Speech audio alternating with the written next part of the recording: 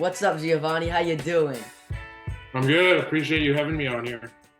Of course, this is awesome to have you. Thank you so much for joining me today, obviously, taking your time. I'm super excited to talk some football with you. Trust me, it's gonna be great.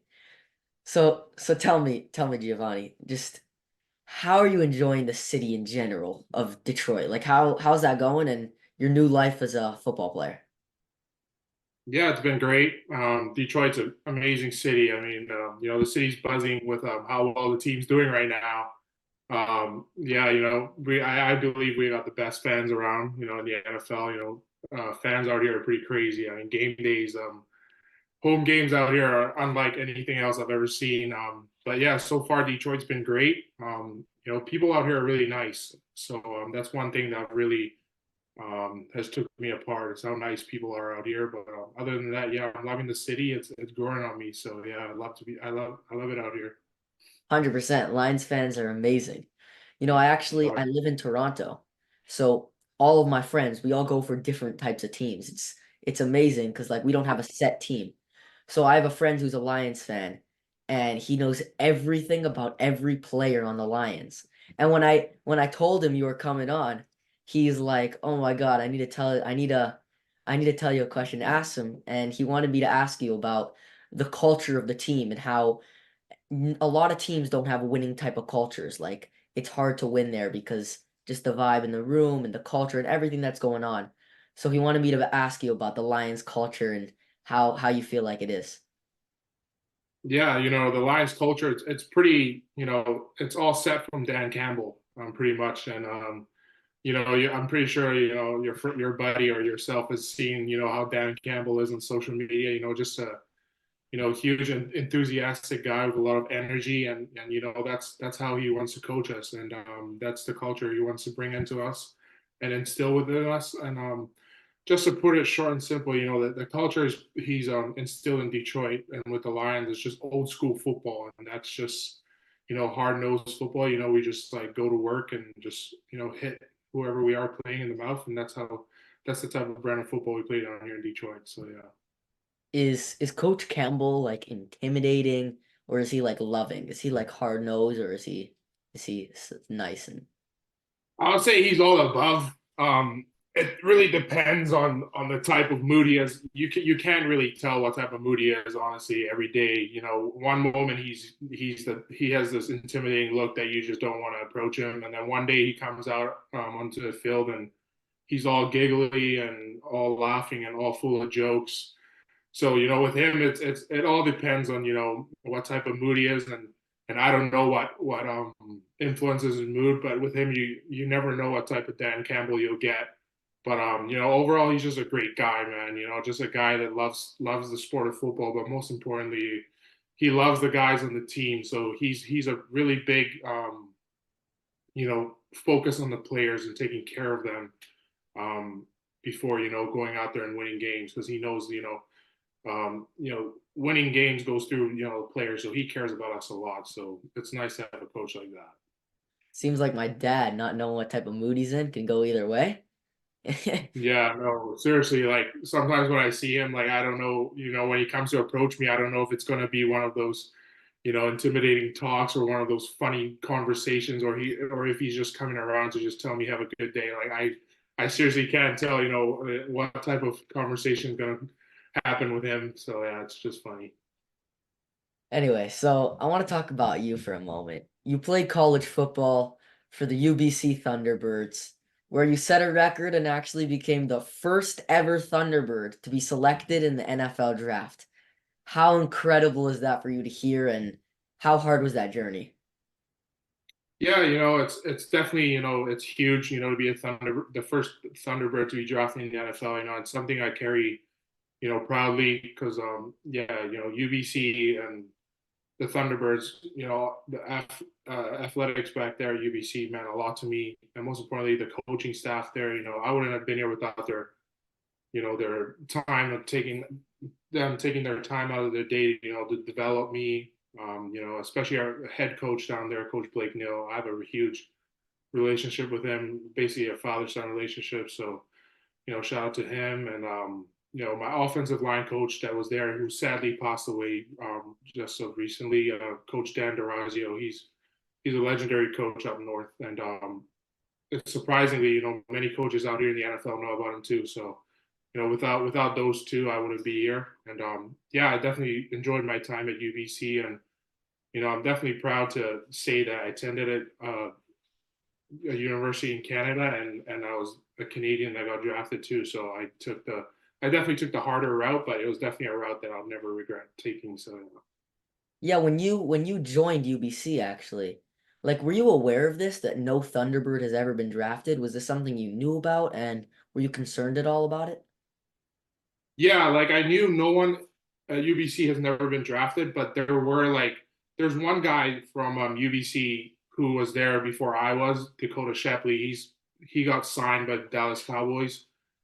He was a UDFA, but yeah, going into UBC, I knew that nobody has been drafted, and I knew my work was going to be cut out for me. It was going to be a huge mountain that I'd have to climb, and many people, when I told them my aspirations was to be drafted, many would look at me and think it would be a long shot. Many thought would think I'm crazy the way I spoke, but I spoke it into reality, and I knew that all it took was just a lot of hard work and dedication and some faith, and I just made it come true. So yeah. Wow, that's awesome. So you went from being a Thunderbird then to being drafted and joining the Detroit Lions. And boy, what a place Detroit is to be right now. You guys are unbelievable from top to bottom, talent flying everywhere. The offense is great, unbelievable actually. And the defense is great too.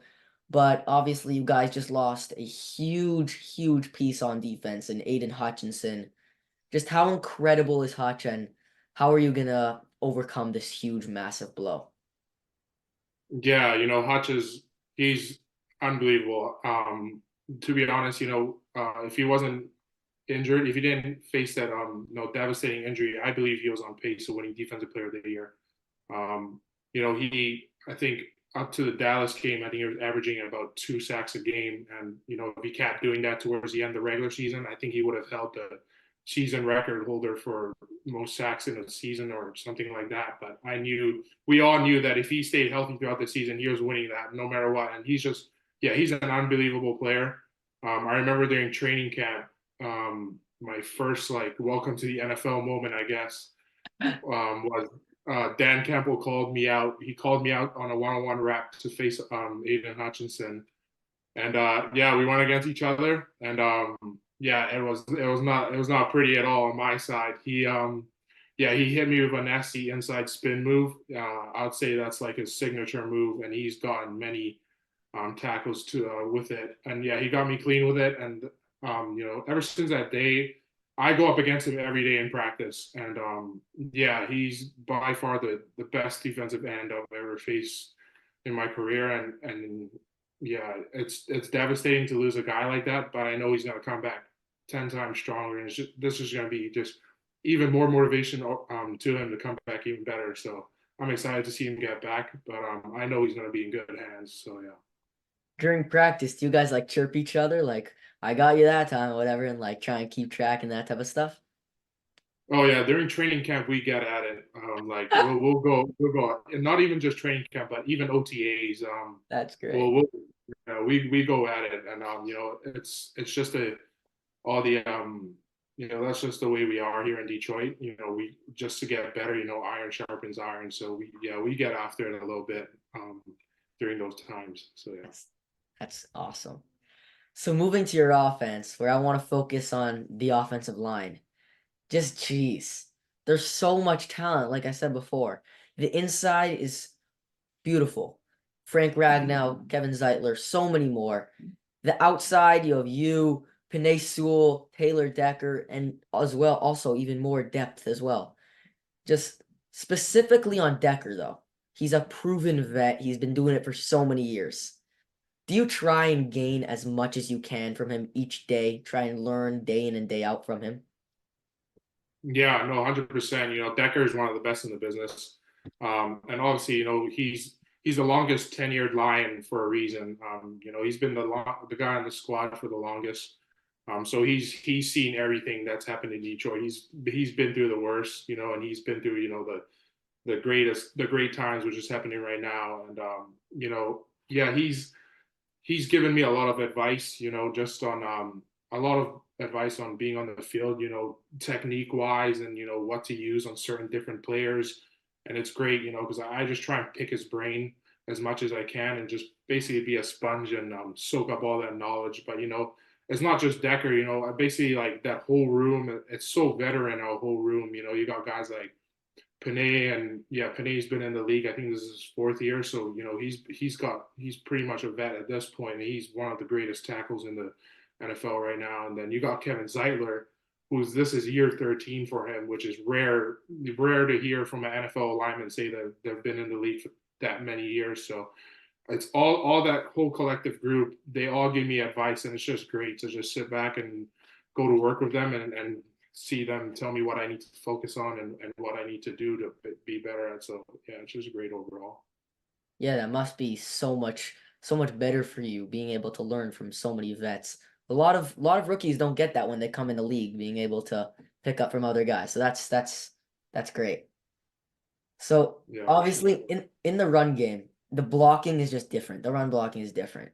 You're usually moving forward and it isn't the same as a pass block. But right now, your Lions backfield in Gibbs and Montgomery, just there's nothing else to say. It's ridiculous. It's the best in the league. How much easier did they make your job? Oh, it's great. You know, when I was blocking for those guys in training camp, it felt as if they were doing my job for me. You know, which is just great. You know, and they came up with a new nickname. You know, Sonic and Knuckles. You know, with Jameer being Sonic and Demo being Knuckles. You know, because Demo's more of a he's more known as that physical back type player. And then, you know, Jameer being, you know, Sonic being the guy that uses his speed and relies on So juking of it. explosive. Yeah. So yeah, having the two guys like that is amazing. You know, it's great to have those two, and yeah, they're great players. Honestly, yeah, they help out the offensive line. You know, setting up our blocking. You know, they press the line of scrimmage, set it up, and they're patient with it. They wait for the holes to develop, and they'll hit it right away. And they don't need that much of a big hole because they're just that good. So yeah. So here's an interesting question. Out of all of the players on the team, everyone, who's the biggest character in the locker room? Like who's the funniest guy that he walks in and everyone's expecting a hilarious joke? The funniest guy, I would say, honestly, it's probably either Demo or yeah, I'd say Demo. Honestly, that running back room, man, just that whole entire running back room. Not even Demo and just Jameer, but like Craig Reynolds, like Yeah. man, that. So like the way our locker room is set up is basically the O lines all together, and then to the right of us is the running backs, and then so every time we come off the field or come off practice and we're in the change room, you know, we can hear their conversation, what they're talking about, and it cracks us up a lot. And that running back room, honestly, is the biggest character room. So when they're all together, you don't know what to expect to hear, but it's always funny. Love that. I love that. So looking at your division, the NFC North, it's getting so hard. It's the hardest division out there. You guys are 5-1. The Vikings are 5-1 as well. Packers are 5-2, and the Bears are 4-2. Now, obviously, it means that every game matters so much more. But is this something that you enjoy knowing that the level of competition is just so high?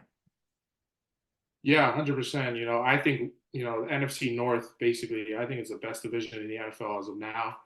You know, every team's above 500, I believe, and it's just crazy. You know, yeah, um, the talent in the NFC North right now is insane. Yeah, like you said, you know, every team's doing well, and yeah, it basically means, you know, every game from here on out is, you know, means a lot to us, and we're gonna just approach it like it's the biggest game of our lives. And you know, we got Tennessee this week, and then the following week we have Green Bay in Green Bay, so that's going to be a pretty intimidating game because I've never played at Lambeau before, and I've heard, you know, it's a different type of environment, but that should be a big game because it's a divisional game. So yeah. So yeah, you mentioned how every team in the division is over 500, and that's crazy. No one else has three teams in the division over 500. Just shows how amazing each team in that division is. So last question. So you mentioned earlier about Hutch that he would have won Defensive Player of the Year. But now I want to flip it to the opposite. Who do you got winning Offensive Player of the Year? Because there are so many players just showing out this year who have been amazing. I want to hear your perspective on this. Man, I gotta go with my guy Goff, man. He's he's been doing some miracle stuff this season, man. That Monday night football game that we had when we played the Hawks, and he went 18 for 18 completions, threw for 300 and something yards, and he had a receiving touchdown as well. He had a stellar game against the Vikings. I think I read something where he was pressured. I think he basically was the most pressured quarterback this week, and he basically threw for like I think it was like 300 something yards and had 70% completion rate with that much pressure in his face. So it's yeah, I have to give it up to Goff. He's a great guy, so a great quarterback, and he grinds hard. So I have to say Goff. Wow, he's been great this year. I hope he gets to win it. So Giovanni, thank you so much for taking your time today and joining me today on Jake's Takes. Did you enjoy our time together? Oh yeah, I appreciate it. I appreciate you for having me on here again.